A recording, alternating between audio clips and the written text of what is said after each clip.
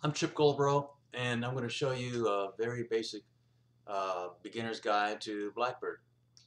Let's start with the right hand, which I think is more difficult than the left hand. We have two or three basic rhythms to Blackbird, and the first rhythm is the introduction. It's the first three beats, which is in 3/4 time. It's two pair of eighth notes followed by a quarter note. So I'd like you to just put your left hand somewhere else besides on the guitar, and we're just going to do right hand. And you can put your thumb on the A string, and your index finger on the G string, and your middle finger on the B string. Let's start like this.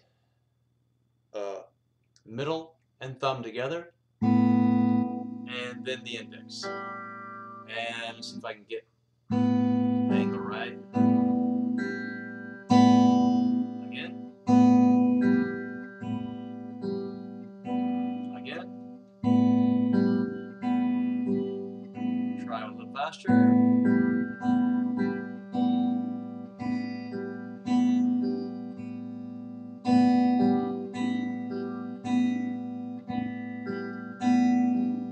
It might get a little boring, so we can add a little left hand if you like.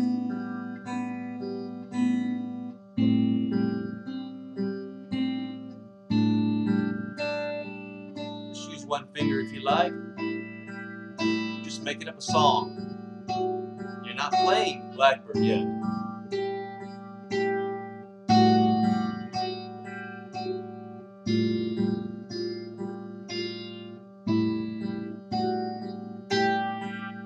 Whoops. I missed a rhythm.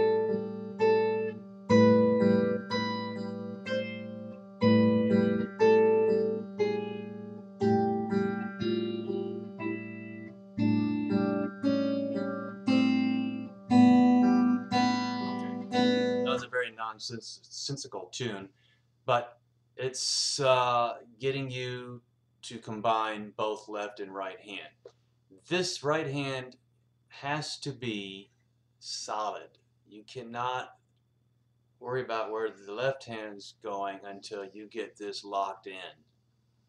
Let's do the next rhythm pattern, which is 4 beats now. We're going back into 4/4 time, and you're going to have an eighth note followed by 2/16, and then that's mirrored by the second beat, 2/16 followed by an eighth note, and that pattern repeats at least at the intro and possibly at the end of each verse. So that goes like this.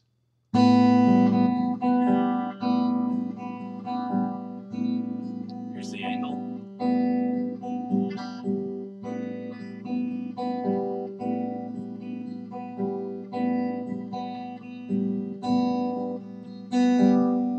Now that pattern on those certain strings are done that way at the beginning, but then Paul McCartney changes to this pattern.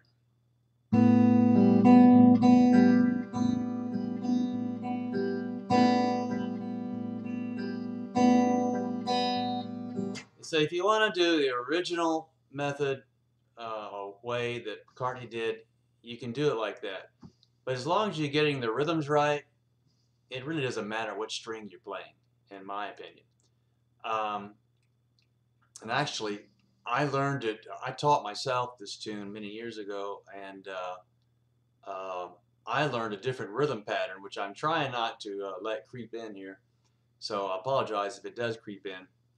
But okay, let's combine those two rhythm patterns. You got the 3 beats, and then you got the 4 beats of all the 16th notes. So the 3 beats again. And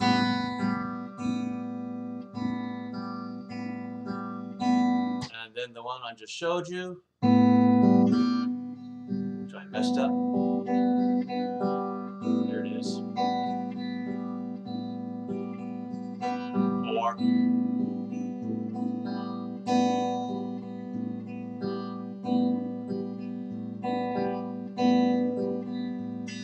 at this point, you're just learning this tune, trying to get your muscle memory built up. that last example I showed you, pick one. Don't try to do both right now. Wait till you lock one of those patterns in. Either this one or this one.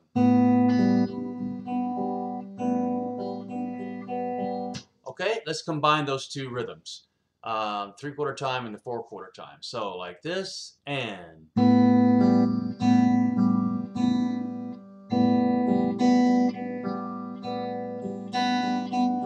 beginning,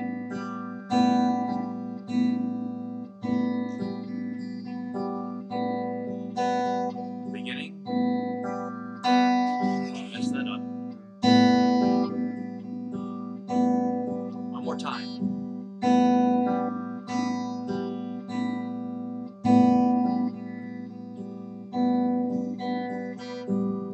Good. Now when that is pretty comfortable with your right hand, you can add some bass notes to it.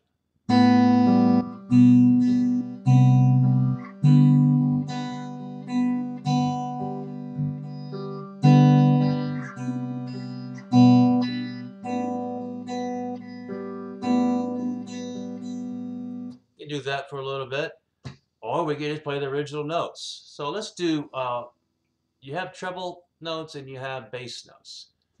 Let's just work on the bass notes, and that would go like this. With the thumb. Okay, again. This is just the introduction. Let's do the treble notes. And with the pinky. Again.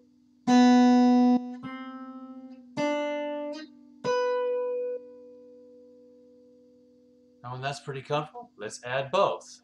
No index finger right now. Just thumb and middle finger. And then you gotta go either here or here. I use the pinky because I'm gonna need the pinky when I go way up here.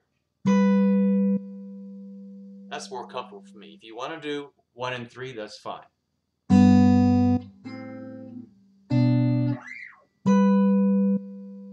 Again.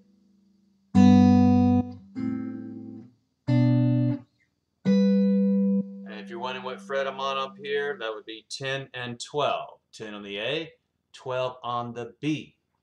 Let's add now the G string to that.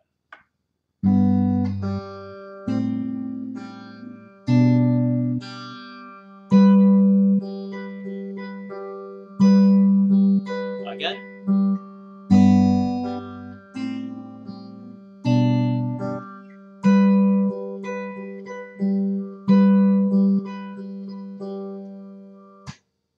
And I'll be back later for the next part of the tune.